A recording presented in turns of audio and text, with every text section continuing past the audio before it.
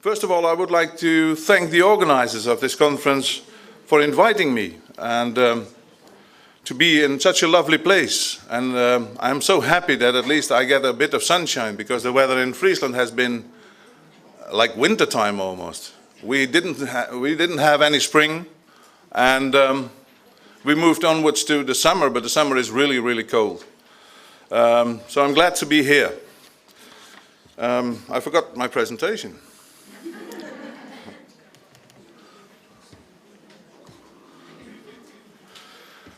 I was supposed to talk about Multilingual Early Language Transmission, one of our projects we recently performed. You will see that it's slightly different than your situation, but that is because we have, in Friesland we have our own language as well, which is called a minority language, in fact, a regional or minority language. It has been mentioned this morning before. We deal with a little... Yes, there we are.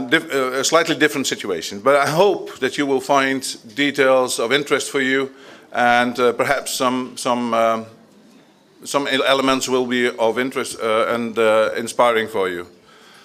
I will not only talk about this project, but also I want to talk a little bit about Friesland. I got some special requests to do that.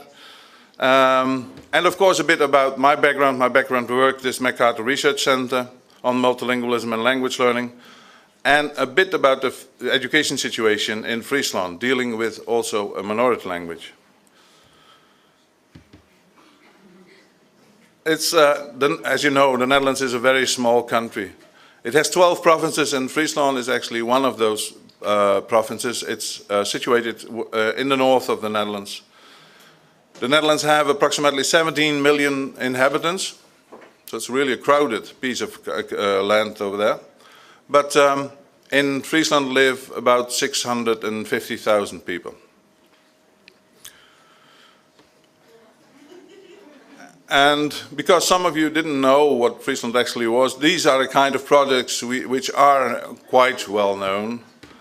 Our cows and the Frisian horses, Mata Hari is there, and she was actually born in the capital of Friesland. Our Frisian flag, which is being used as a trademark for milk products as well. And Peter Stuyvesant, who was the founder of New York. Okay, a bit about my background and my work. MacArthur is the Research Center on Multilingualism and Language Learning. We try to be a platform in Europe and beyond. We have this background in regional minority languages, where I will, which changes the situation sometimes a little bit, but I hope you will keep that in mind. We are an information and documentation and research center, and funded by the province of Friesland and the municipality of Leeuwarden, which is actually the capital, Leeuwarden. And in some of the research programs, we work closely together with the Basque country, the Ministry of Education and Research.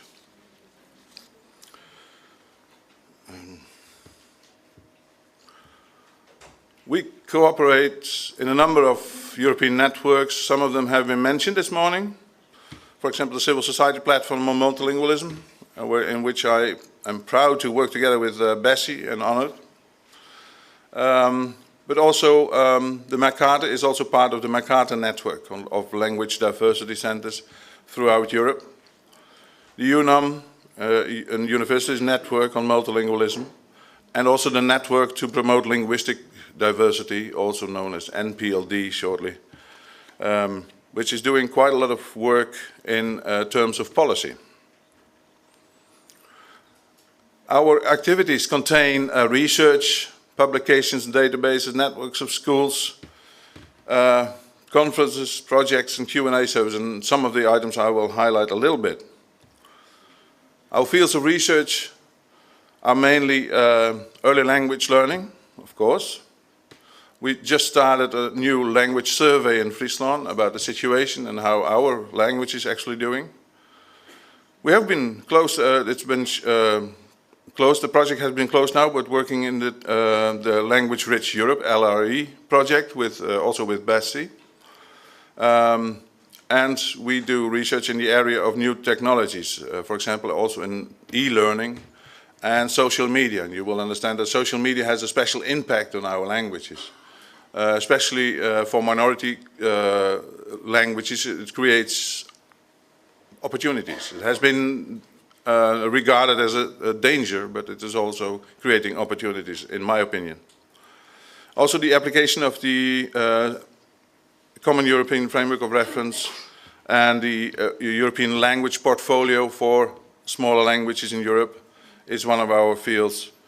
And the informal learning and promotion of reading in families and households. And that's a special project actually dealing with our large Antillean community in the Netherlands.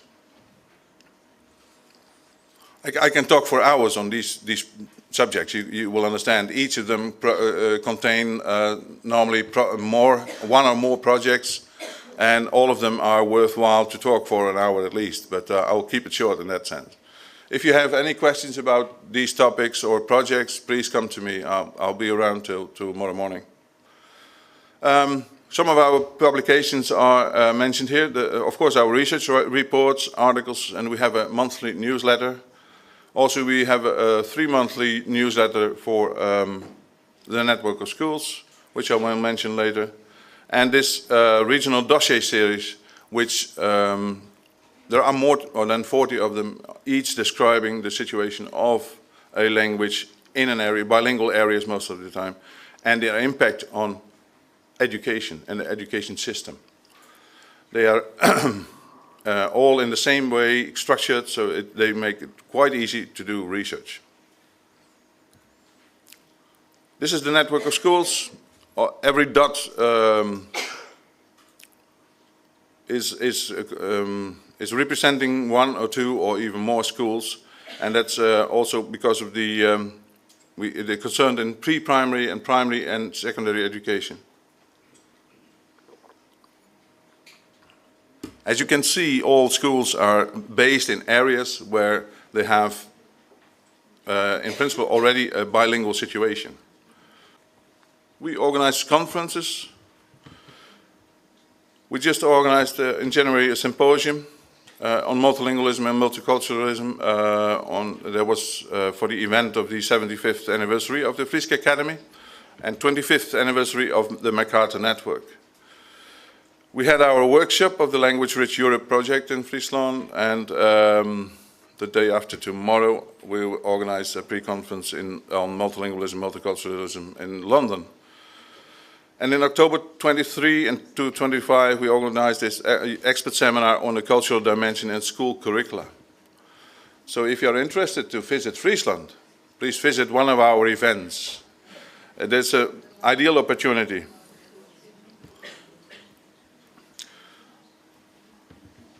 And then education, our education system in Friesland, which is actually most of our education system in curricula is in Dutch. And the Dutch flag you see on top of this row of 3 flags. The second flag is the Frisian flag, as you saw before, and the English flag. So this girl is working is studying or being taught in a primary school in a trilingual primary school. And this is a growing phenomena in Friesland. We started with a few project schools about 10 years ago, and now between 10 and 20% of our primary schools are doing this kind of education, a trilingual system. And the trilingual system looks at the group 1 to 6 is 50% Frisian and 50% Dutch. By the way, that's the situation how it started some years ago. And in group 7 and 8, 40% Frisian language, 40% Dutch, and 20% English. And that means the language of instruction. But the last few years, we have seen the tendency that is going, the introduction of English is being brought to fore. So most of the schools now will start with English in group 3 and 4 already. This, by the way, these groups are representing the age category of 4 to 12 years old. We did, of course, we followed this introduction of this system closely, and we did some research on it. And the good thing, what we discovered, is that of course, the children gained a good quality of Frisian, but most importantly, the results of Dutch at the same level are at the same level, and the end of grade 8 as all other pupils in the Netherlands. And I specifically want to mention this because parents often think that why should you be concerned about the minority language? Why not learn the dominant language, which is in our case, or the national language, which is Dutch? And some parents even say, well, why not do it in English immediately? So, because a lot of parents, well, at least in our area, are afraid that where one language is, there cannot be another language or something like that. So we have a mission to do there, and we're very glad, and we use the will of the parents to introduce English, also to introduce Frisian as a matter of way. That was about my work. And I want to leave it to that. And I promised some people to have Liliana, I think I promised you, and Tomai, to show some pictures of Friesland, just to keep you awake. And I hope this is one of the dikes, of course. You know that approximately half of the country is below sea level, and this is the area where I live. The sea is on the right side, and the land, as you can see, and the farmers are living downwards, mostly 4 or 5 meters below sea level, actually. I live just around the corner there.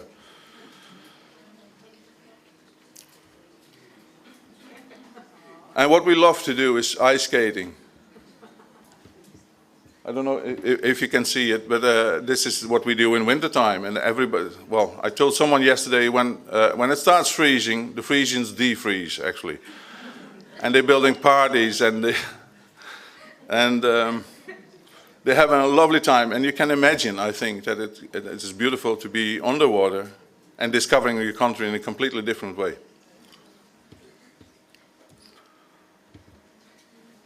And this is the last, just to show you that we also have sometimes blue skies.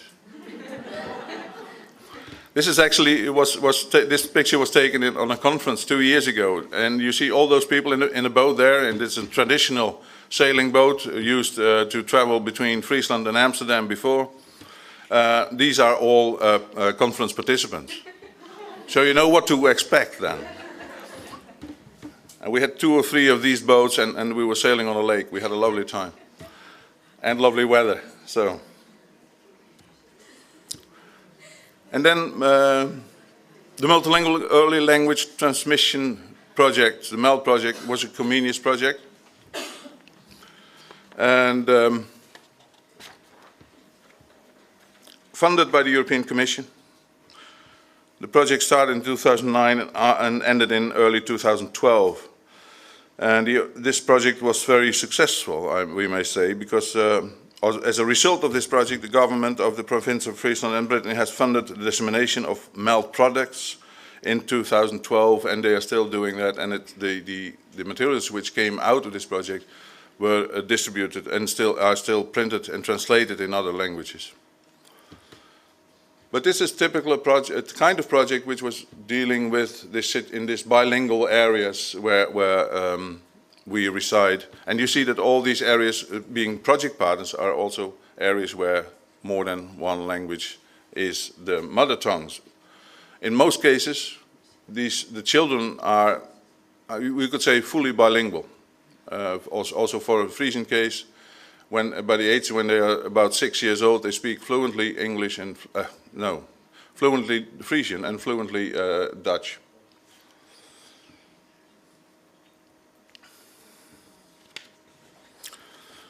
So the target groups of this project, the children aged from 0 to 4 years old in minority language settings, as said. But the target groups were parents, families and peer groups, preschool practitioners and policy makers, local and regional authorities. you can say that it's widely accepted that the early years are an adventurous time to acquire language skills. The promotion of regional and minority languages for us from an early age is crucial for the long-term future for those languages, particularly in an age of ever-increasing globalization. That is the reason why the MEL project was done in 4 language communities in this setting. The goals of the project were to develop the brochure for parents, a guide for preschool practitioners, and a research paper. Also, importantly, the local awareness raising, and the project was finalized by a conference. The materials which came out of this project were, as a first, and I brought some of them with me, like these, the brochure for parents, which in our case is very important for the awareness raising. And I think you always need to include parents in these kind of situations. These brochures describe the benefits of parents who speak a minority language themselves at home, and give good tips and ideas for multilingualism in daily life.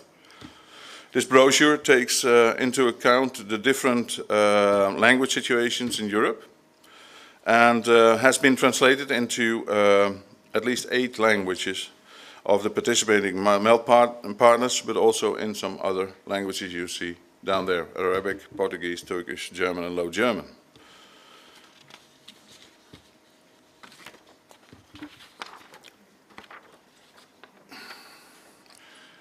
I think one of the most important things is that there was a guide created for preschool practitioners. There was quite a large bundle of material, in fact, and this was, and I'm happy to show it to you later on, or I will put it on the table. That was implemented in 40 preschool provisions in the different regions, and was tested and evaluated by 120 practitioners and their mentors. The various chapters and approaches of the guide are assessed in practice by more than 120 preschool teachers, and the mentors of the different regions implemented the guide and evaluated the implementation process with the practitioners. The guide includes theory and practice. It consists of advices and tips, and there are language activities presented. How to play games, and practitioners can reflect on their own behavior.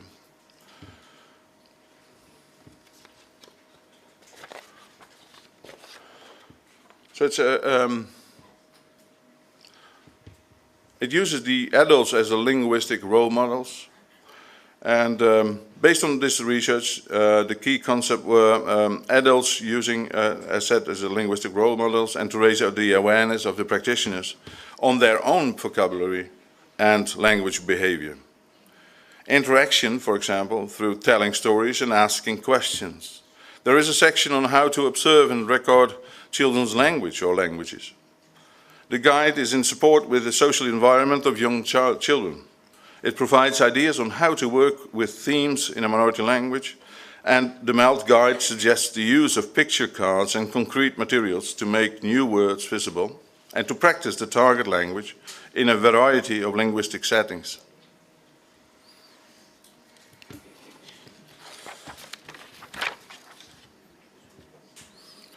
Some of the language activities are on this slide.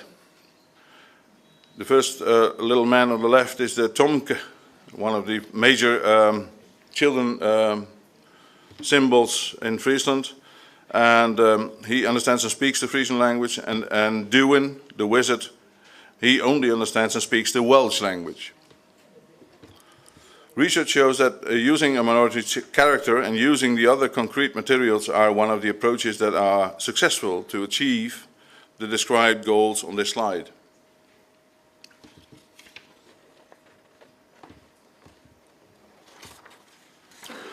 The project also produced a research paper. The paper presents theoretical backgrounds and practical descriptions of good practices and of multilingual early language learning and transmission. It contains no empirical data, but descriptions of situations and models applied in practice. It also presents description of the different preschool provisions in the 4 regions, best and worst practices of immersion, definitions of multilingualism, early language learning, and preschool education are also presented. The process and results of implementing the MELD guide into these 40 provisions are described, and 3 international experts contributed a paper on early language learning and teacher training. Policy recommendations and future challenges on early language learning in the preschool sector are also described. These are some of the conditions which are described in this paper, together with Yannick de Houwer, Grosjean and Baker. I don't know if you can read it well. The conditions described here are a national development. This includes a normal development in a playful and conscious way. The need for language is to communicate and interact with the social environment and to speak more languages. The factors such as language input, the role of the social environment, positive language attitude, and the strategy of multilingual raising appropriate to the family situation and the language community. In the end, it will all lead to the multilingual global citizen.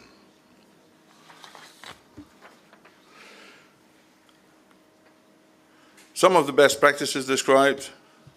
The total immersion method is applied at the preschool provisions of the Swedish-speaking community in Finland, as well as in Wales. They have the policy and the strong belief that the total immersion approach in these minority language will foster bilingual or multilingual individuals, and that within these structures the minority languages will have better chances of maintenance.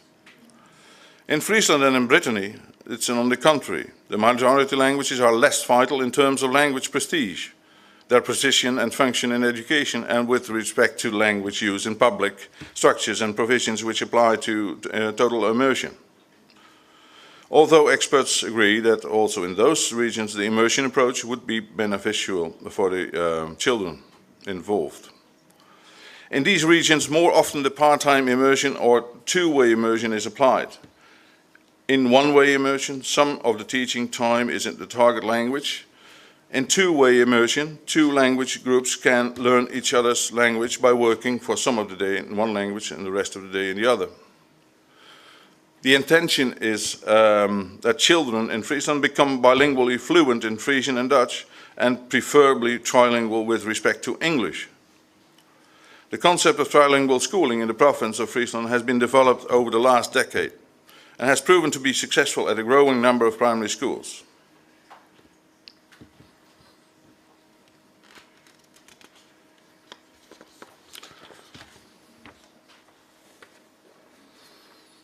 EU policy and recommendations based on practice in these, for these projects.